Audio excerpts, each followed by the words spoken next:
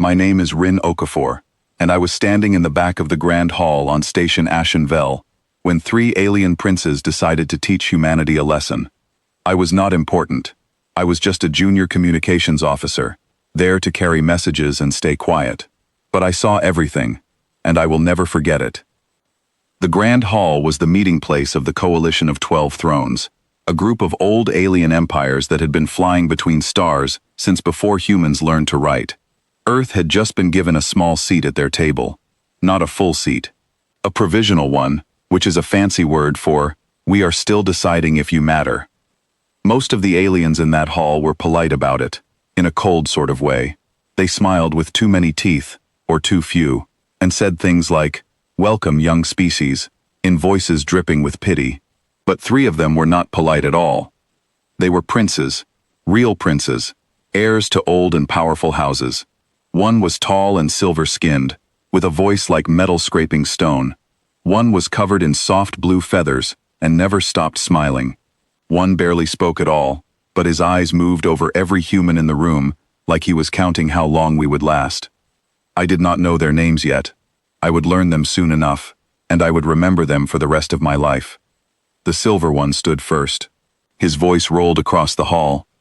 "Before this treaty is signed," he said, "we would like proof. Proof that this species deserves to sit among the 12 thrones. Humanity is young. Humanity is soft. Humanity has not been tested." There was a pause. I felt my stomach drop. This was not part of the plan. Nobody had warned me this would happen. The feathered prince spoke next, still smiling. "We propose a trial, a public trial, watched by every world in the coalition. Let humanity show us what it is made of, or let it go home." I looked toward the human delegation. Our representative was a woman named Ambassador Chidinma Reyes. She was not a soldier. She was not a scientist. She was a diplomat, chosen because she was calm under pressure and good with words. I had worked with her for 2 years, and I had never once seen her rattled. She did not look rattled now either. She simply nodded, as if they had asked her a small, easy question. "We accept," she said. A murmur passed through the hall. Even some of the other alien delegates looked surprised. I certainly was.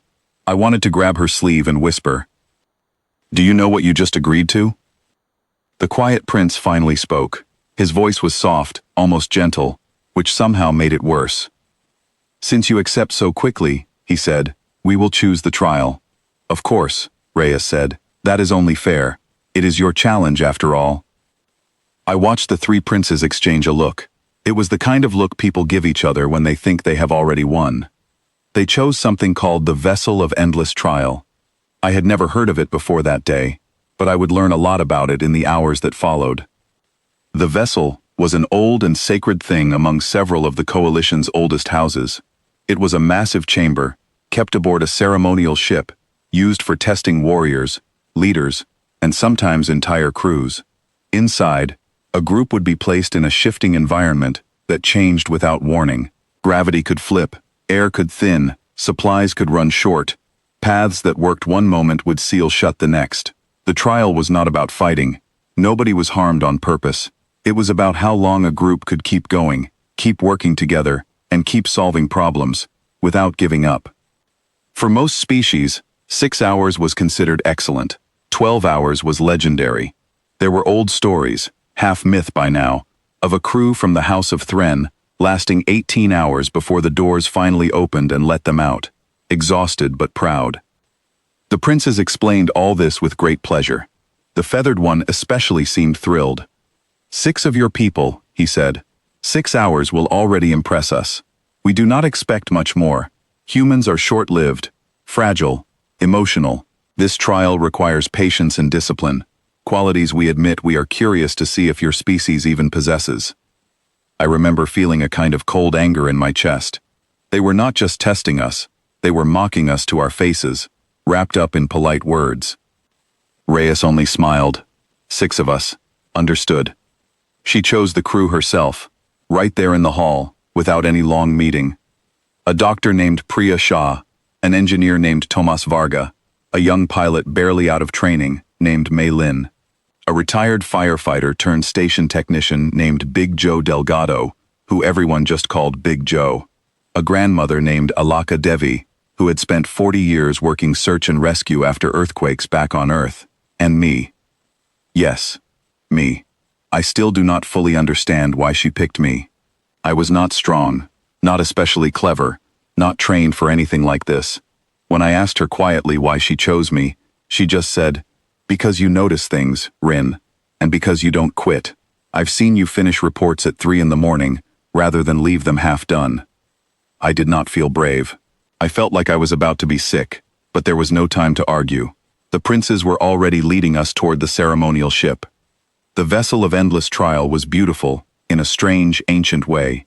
Its walls were dark metal etched with old symbols from a dozen different alien cultures. The chamber inside was enormous, big enough to hold a small village, filled with shifting platforms, sealed doors, and soft blue light that pulsed like a heartbeat. Before they sealed us in, the Silver Prince leaned close to Reyes. "You may stop at any time," he said. "There is no shame in surrender. The doors will open the moment you ask." "We won't be asking," Reyes said simply. The doors closed with a sound like a held breath finally being released. For the first hour, it was almost easy. We explored, found supplies, figured out how the shifting floors worked. Big Joe kept making jokes to keep everyone calm. Alaka moved through the chamber like she had done this kind of thing her whole life, calmly checking corners, testing footing before anyone stepped somewhere new. Tomas found a way to read the patterns in the wall symbols, guessing which sections might change next. By the second hour, gravity flipped without warning. I remember the strange, sick feeling of the floor becoming the ceiling, of our supplies floating past us before Big Joe managed to grab most of them out of the air. Maylin laughed, actually laughed, and said it reminded her of pilot training. That laugh did more for our spirits than any speech could have. By the fourth hour, the air grew thin, and we had to slow down, breathe carefully, ration our movements. Priya kept watch on everyone's condition, checking pulses, checking eyes, making sure nobody pushed too hard too fast. When my hands started shaking from the thin air, she noticed before I even said anything, and made me sit and breathe slowly until it passed. By the sixth hour, the moment the princes had called impressive, we were tired, but nobody suggested stopping. Nobody even brought it up. We just kept moving, kept solving each new problem as it came, the way you might work through a long, difficult night shift, one small task at a time. I found out later that outside the vessel, in the Grand Hall, screens showed the trial to the entire coalition. Every world with a seat at that table was watching. I did not know that at the time. I only knew our small, tired group, working together in the dark. By the 8th hour, the feathered prince's smile, according to witnesses later, had started to fade. By the 10th hour, the Silver Prince had stopped speaking entirely, watching the screens with his arms folded tightly. By the 12th hour, the legendary mark, whispers filled the Grand Hall. Other delegates leaned forward in their seats. I heard later that some of the oldest houses sent messages asking for the feed to be shared across their systems immediately. Inside the vessel, we did not know any of this. We only knew our own small world, the floor tilting again. Alaka calmly guiding Maylin across a narrow beam of light that had appeared where a wall used to be. Tomas muttering numbers under his breath as he worked out a pattern in the shifting doors. Big Joe carrying Priya's equipment without being asked, because her arms were shaking with tiredness. Me, writing down everything I noticed, because that was the only thing I knew how to do well, and because somehow it helped, having something small and useful to hold on to. At the 15th hour, my legs did not want to move anymore. I remember sitting down hard on a cold metal platform, my whole body aching in a way I had never felt before. I thought, quietly, maybe this is where I stop. Then I felt a hand on my shoulder. It was Alaka. She did not say anything grand or inspiring. She just said, "Up you get. Not far now." And somehow, that was enough. At the 18th hour, the old record, the entire vessel went still for a moment, all its lights dimming to a soft glow, as if it were pausing to consider what it was seeing. We did not stop. At the 20th hour, the doors finally opened. I do not remember walking out. I remember Big Joe half carrying me, and Priya checking everyone's condition immediately, calm and focused even though her own hands were shaking with exhaustion. I remember bright light and silence, and then a sound that took me a moment to understand. It was applause. Not polite applause, loud, uncertain, spreading applause, from delegates of a dozen different worlds who did not quite know what to do with what they had just watched. The three princes stood near the entrance, and I will never forget their faces. The feathered one had stopped smiling entirely. The silver one looked almost pale, if silver skin can look pale. The quiet one was staring at us with an expression I can only describe as deeply confused, as if we had broken some rule of the universe he had always believed to be true. Ambassador Reyes walked past them slowly, tired but steady, and simply said, "Thank you for the trial." Later, much later, after we had rested and eaten and slept for what felt like a year, one of the coalition officials asked me a question I have thought about ever since. "Why did you not stop?" she asked, genuinely curious. The doors would have opened. There was no shame in it. Why did your people keep going long after it was reasonable?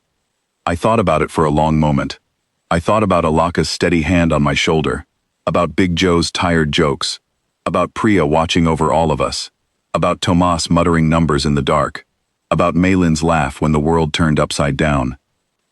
"I don't know," I finally said. "We just don't really know how to stop." She looked at me like that answer troubled her more than any show of strength could have. And maybe it did, because strength, I think, can be measured and matched. But six tired, ordinary humans who simply refused to give up, who kept helping each other one small step at a time, long after it stopped making sense to keep going. That was something the princes had never planned for. They had wanted to prove that humanity was fragile. Instead, without meaning to, they gave us the whole galaxy as an audience, and we showed them exactly who we were. I still work as a communications officer. My reports are still boring, mostly. But sometimes, when I am tired and want to give up on something small, I remember that cold, shifting chamber, and Alaka's voice saying, "Up you get, not far now." And somehow, that is always enough.